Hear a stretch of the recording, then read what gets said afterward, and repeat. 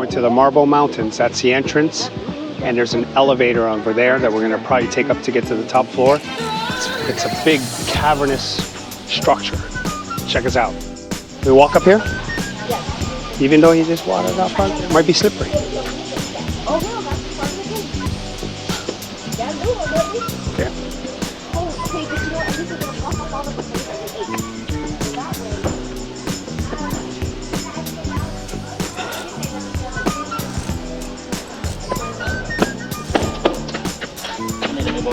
Okay, go there first. Okay, first stop. Then we gotta buy tickets to go all the other side. Okay. Ooh, it's fishy. All right, so we're crossing over, and I guess this is like part of the horror display with the hands. Look at all the carved zodiac signs.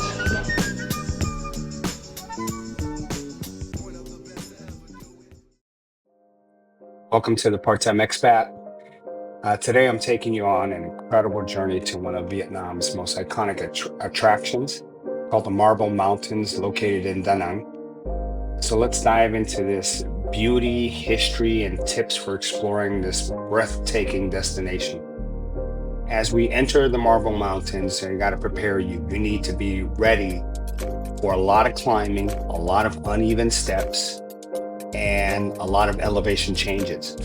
There's a lot of places within the mountain, within the caves, that we didn't go to because it just seemed too steep and not worth the trek up or down.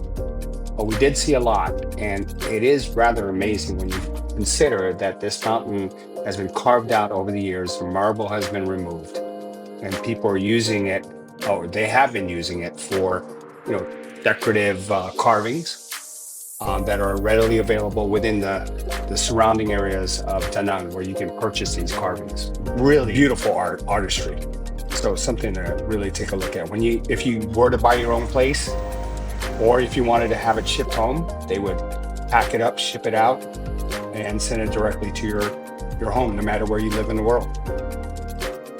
So a little bit of a backstory. The Marble Mountains are a cluster of 5 limestone and marble hills named after the 5 elements: water, wood, fire, metal, and earth. Among these, Thủy Sơn, or Water Mountain, is the only one that is open to visitors, and its unique combination of a natural beauty, spiritual significance, and ancient architecture make this place just breathtaking. The entry fee for Thủy Sơn is about 40,000 Vietnamese dong, which is about $1.50. Elevator fee, if you wanted to take that, I would suggest it because it cuts down some of the walking. 15,000 Vietnamese dong per ride, about 65 cents. The Am Phu Cave entrance, which we didn't go to, is 20,000 dong. It's about 85 cents. Now, tickets are super affordable. For just 40,000 Vietnamese dong per adult, you can explore Thủy Sơn on your own. If you'd like to skip the first 108 steps, there's the elevator for 15,000 Vietnamese dong per ride, like I mentioned earlier.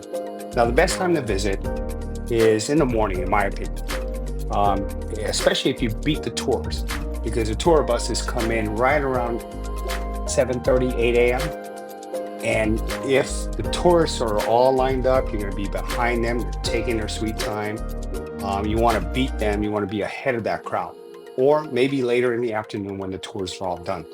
That's my experience. And that's what a lot of people have told us and shared with us as well. You'll also enjoy cooler weather in the morning and softer light for photos.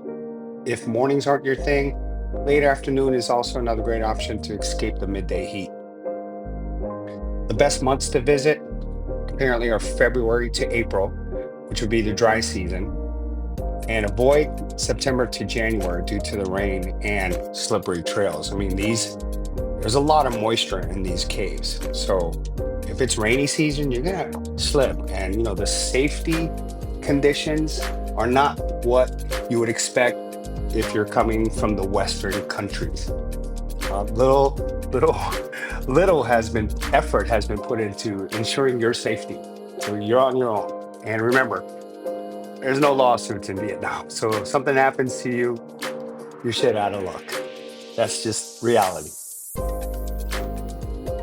So like I said, exploring the Marble Mountains involves a lot of walking and climbing stairs. So make sure to wear comfortable shoes, bring water. There are vendors up there selling fresh coconut juice. So you can do that, but always have water on you at all times. Now this section of the mountains is what you would first see when you get off the elevator. That structure that costs about 15,000 Vietnamese dong. It takes you up the top of the mountain and you enter into this pagoda area. And it's just amazing to see how many temples were built on the mountain. This one has the lily pads. There's a very picturesque temple right in front of you. And it's a good place to stop and catch your breath and just take in the surroundings. You can see that people are wearing jackets, light jackets. It wasn't that cold at all. Just a lot of the Asian people want to keep covered at all times, especially they don't want to get any sun exposure. But it's very comfortable out there. A lot of room to roam around. A lot of exploring to do from this staging area, and a lot of benches, which is crucial because there are times when you just have to catch your breath, and so that's part of the whole process of exploring this mountain. Now, here's another temple. Look at how ornate this is, with all the bonsai trees, and look at that Lady Buddha. I don't know when that was built or when that was put up there, but it's stunning. And like I said about safety, the flooring in some of these areas are all marble. So if it's wet, you could slip. So be very careful when you're walking around. Take your time when you're exploring. Give yourself a lot of time, 2 to 3 hours minimum. I think we spent about 3 to 4 hours on the mountain, just taking our time and checking everything out. Here's the marble I'm talking about. You can see some wet spots. Now imagine it's liquid water. You're walking on there and you don't have shoes with great grip. You're gonna slip and fall, knock your head, and you really have to be careful when you're walking down these steps. Can't stress that enough. But again, another shot of the temples that are built on top of the mountain. Spectacular for sure. And here are some of the vistas or the views from the top. Now there's a peak that goes even higher, which requires a lot of climbing. And I was not down for that. Just like, I don't need to do that. So I'll just take a peek over the mountains.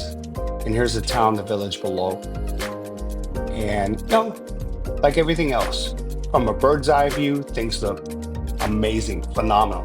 When you get close to things, now you see the flaws. Now you see the acne scars, so to speak. And that's what you see when you get street level for some of these attractions. But hey, that's everywhere. Now, I was pointing out the hotel that we're staying at, the Malia Resort. There's another hotel right in front of us that just got completed right after COVID. So they kind of suffered a bit, haven't really recovered. And there's a structure being built here. I think it's going to be a restaurant or something. Overcast day. The first couple of weeks that we were in Da Nang, it's been overcast. We haven't had a really hot, sunny day. Those days are coming. Everybody tells us this. And in fact, the weather has been about 10 degrees cooler than normal. So, which is fantastic for us as we're sightseeing, because we're not being hit with excessive heat. A lot of people have gotten heat stroke. That's our resort right there. That's the front of the buildings, the towers in the front. And we are actually staying on the beach side, so we're in those lower level villas. That's in front of those buildings, and that's a surf. Now, today is a very overcast day, so not normal for summer, I guess, over here. We're coming up on the summer season, but gorgeous. Lots of greenery, and a lot of walking, a lot of stairs, a lot of steps, a lot of uneven steps, if you can see. So you got to be careful when you're walking up in these places. In Vietnam, at least it's the only country we've been to so far. Some noxious weeds. That's weeds. But it's the tropics. Shit just grows. We used to cut that down in Hawaii because it's got thorns. You can see the thorns. Those things hurt. You gotta clean them with, you gotta have thick gloves. Otherwise you strip your hands. Those are weeds. Okay. So there's a cave up there and that looks like a very steep walk. Not quite interested in that. We're gonna go over here to see the pagoda. Tamtai Pagoda. That's what we're gonna go see. It's very peaceful up here, especially when you beat the crowds. Love it. And you know what today is like, man, Yeah. on days like this, it's perfect to walk. So cool. You have a breeze. Yeah, it's a, oh, this is nice and comfortable.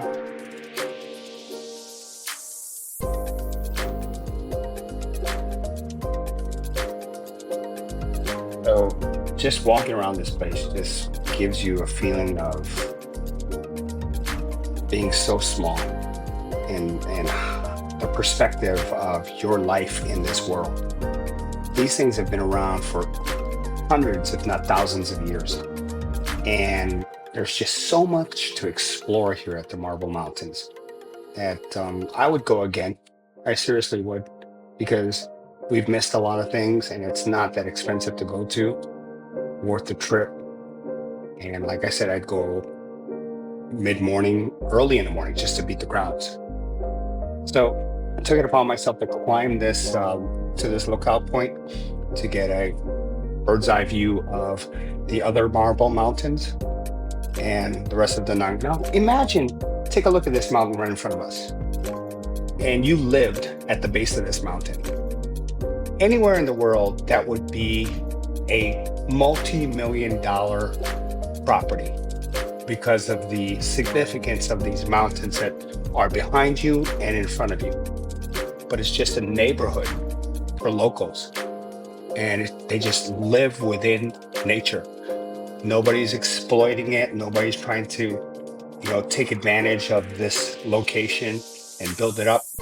They're just living peacefully with each other in their communities and with nature just surrounding them. One day they'll realize how lucky and fortunate they've been to grow up here and to have this all around them, accessible. And I hope they do appreciate it. I'm sure they do. But it's mind-blowing when you really think about it. If you had a home way back there and the backyard view is that that Marble Mountain, and your front yard view is the one that I'm standing on, crazy. So thanks so much for watching. Let me know in the comments, what would you explore first at the Marble Mountains? And don't forget to like this video and subscribe for more travel adventures from the Part-Time Expat. Aloha.